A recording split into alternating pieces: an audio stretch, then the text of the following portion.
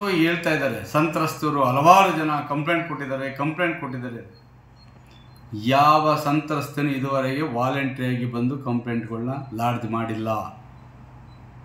ಕಾಂಗ್ರೆಸ್ ಏಜೆಂಟ್ಗಳು ಹಲವಾರು ಸಂತ್ರಸ್ತೆಯ ಹೆಸರಿನಲ್ಲಿ ಅವ್ರಿಗೆ ಆಮಿಷಗಳನ್ನ ತೋರಿಸಿ, ಆಸೆಗಳನ್ನ ತೋರಿಸಿ ಅವ್ರಿಗೆ ಬೇಕಾದ ಹೇಳಿಕೆಯನ್ನು ಪಡ್ಕೊಳ್ತಾ ಇದ್ದಾರೆ ಅಂತಕ್ಕಂಥದ್ದು ಸಹ ಇವತ್ತು ನಮ್ಮ ಗಮನದಲ್ಲಿದೆ. ಇದರಿಂದ ನ್ಯಾಯ ಸಿಗುತ್ತಾ?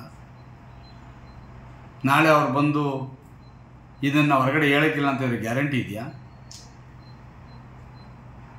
ಇದು ಈಗಾಗಲೇ ನಾವು ತೀರ್ಮಾನ ಮಾಡಿದ್ವಿ. SIT ಅಂತಕ್ಕಂಥದ್ದು, SIT ಅಂದರೆ ಏನು, ಅಬ್ರಿವೇಷನ್, ಎಕ್ಸ್ಪೆನ್ಷನ್ ಏನು ಅಂತಕ್ಕಂಥ ಈಗಾಗಲೇ ಕೊಟ್ಟಿದ್ವಿ. ಅದೇ ಹೊರತು SIT ಅಂತಕ್ಕಂಥದ್ರಿಂದ ಯಾವುದೇ ಕಾರಣಕ್ಕೂ ನ್ಯಾಯ ಬರೋದಿಲ್ಲ.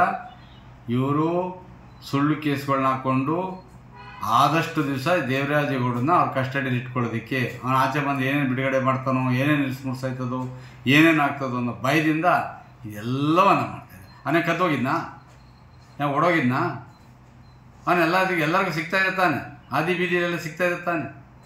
ನಿಮ್ಮ ಉಬ್ಬಿದ ರಕ್ತನಾಳಗಳ ಸಮಸ್ಯೆಗೆ ಎವಿಸ್ ಆಸ್ಪತ್ರೆಯಲ್ಲಿ ಕೇವಲ 30 ನಿಮಿಷದ ಲೇಸರ್ ಚಿಕಿತ್ಸೆಯೊಂದಿಗೆ ಮುಕ್ತಿ ಹೊಂದಬಹುದು. ಹೆಚ್ಚಿನ ವಿವರಗಳಿಗಾಗಿ ಸಂಪರ್ಕಿಸಿ 8088837000. ಅದನ್ನ ಯಾವುದೋ ಇಲ್ಲ ಸುಳ್ಳು ಕೇಸ್ಗಳನ್ನ ಹಾಕ್ಕೊಂಡು ಇವತ್ತೆಲ್ಲ ಮಾಡಿದ್ದಾರೆ ಅನ್ನೋದಕ್ಕೆ ಅದು ಬರ್ತಾ ಸತ್ಯ ಬರಲಿ, ಈಚೆ ಬರಲಿ, ಅದನ್ನು ಸೇರಿಸೇ ಕೊಡಲಿ. ಅದಕ್ಕೇನಂತೆ ಅಂದ್ರೆ ಪ್ರಜ್ವಲ್ ಮತ್ತು ದೇವರಾಜೇಗೌಡ ಇಬ್ಬರ ಮೇಲೂ ಕೂಡ ಸುಳ್ಳು ಕೇಸ್ ದಾಖಲಾಗ್ತಿದೆ ಸರ್. ನಾವು ಪ್ರಜ್ವಲ್ ವಿಷಯವನ್ನು ಎಲ್ಲೂ ಸಹ ಸಮರ್ಥಿಸ್ಕೊಳ್ತಾ ಇಲ್ಲ. ಆತ ತಪ್ಪು ಮಾಡಿ ಅಕಸ್ಮಾತ್ ಮಾಡಿದರೆ ಅದಕ್ಕಂತ ಘೋರ ಅಪರಾಧ ಮತ್ತೊಂದಿಲ್ಲ, ನೋ ಡೌಟ್. ಆದರೆ ಘೋರ ಅಪರಾಧ ಮಾಡೋರೇ ಅಂತ ಏನಾದರೂ ಇವರು ಬಿಂಬಿಸಿದ್ರೆ,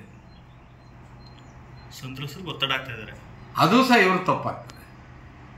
ನಾವು ಯಾವತ್ತೂ ಸಹ ಪ್ರಜ್ವಲ್ ರೇವಣ್ಣವ್ರು ಮಾಡಿರ್ತಕ್ಕಂಥ ಹೀನ ಕೃತ್ಯವನ್ನು ವಹಿಸ್ಕೊಳ್ತಕ್ಕಂಥ ಅಥವಾ ಅದನ್ನು ಇದು ಮಾಡ್ತಕ್ಕಂಥ ಪ್ರಶ್ನೆ ನಮ್ಮ ಮುಂದೆ ಇಲ್ಲವೇ ಇಲ್ಲ.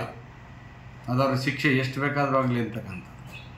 ಆದರೆ ಕ್ರಿಯೆ ನಡೆದಿದೆಯೋ ನಡೆದಿಲ್ವೋ ನಮಗೆ ಗೊತ್ತಿಲ್ಲ, ನಾವ್ಯಾರು ಕಣ್ಣಿಂದ ನೋಡಿಲ್ಲ. ಜೊತೆಗೆ ಇವ್ರು ಬಿಟ್ಟಿರ್ತಕ್ಕಂಥ ಪೆನ್ ಡ್ರೈವ್ಗಳಿಂದ ಸತ್ಯಾಸತ್ಯತೆ ಇದೇ ಸತ್ಯ ಅಂತ ನಂಬತಕ್ಕಂಥ ಮೂರ್ಖರು ನಾವಲ್ಲ.